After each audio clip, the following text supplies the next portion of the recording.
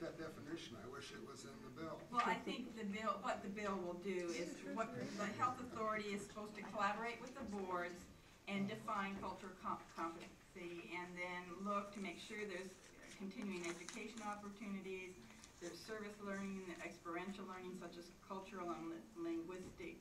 I mean, it goes on and on. Using cultural information to establish therapeutic relations, etc. So that will probably be incorporated into what the health authority and the boards working together would come up with. Madam Chair, just my point is, if there's a definition, I think that was a very good one that's generally accepted, rather than leave it to the authority to define one. If we had one, let's use it, and I would suggest maybe that might be a potential amendment. If we've got a definition, let's put it in the bill. Thank you. Thank you. Good afternoon, Chair Marcus Anderson, Senators. My name is Marcus Mundy.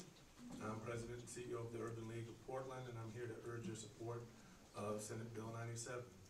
A friend of mine in this room before we got started said someone should take a picture of the gallery behind you, because you don't normally see a gallery like this testifying down in Salem and attending a committee meeting, and I think that was a good and a sad point for us to recognize. And when someone was walking out of the earlier meeting, he asked a friend of his, "Are these your people? Is this some kind of scope of practice thing going on?" And he was wearing a jobs button just like me, so my whole point being there is that these are Oregon's people. This is everybody in Oregon arrayed behind us here. So what we're bringing up, I think, is important to all Oregonians. So I got off topic, and I'll be brief.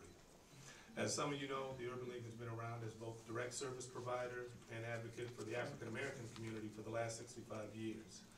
Our mission is to empower African Americans and others to achieve equality in employment, education, economic security, quality of life, and health. Unfortunately, we still have much to do to overcome the inequities between African Americans and the majority population in these areas, but especially health.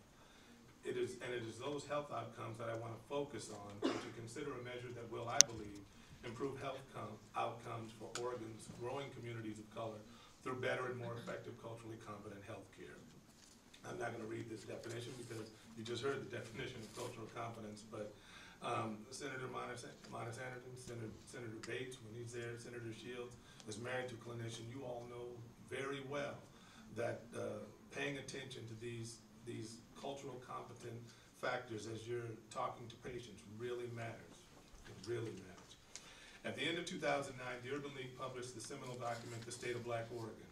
In addition to confirming that African Americans are at or near the bottom of every major social and economic indicator for quality of life, in healthcare it revealed that African Americans do not fare as well as the majority population on a wide range of issues. For example, black children are 50% more likely to be born with a low birth weight. African American incidence of high blood pressure is 42% versus 25% for whites.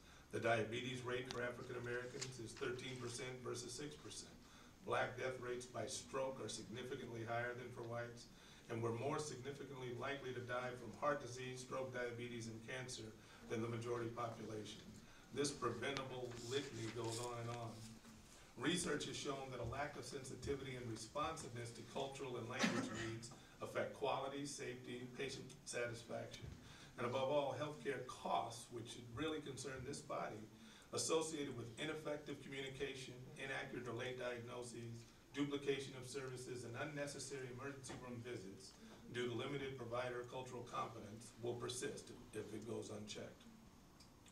Requiring cultural competency through continued educational opportunities for all licensed health professionals is a mighty first step, albeit not the only step, towards improving health outcomes for people of color and providing cost-effective health care to all Oregonians.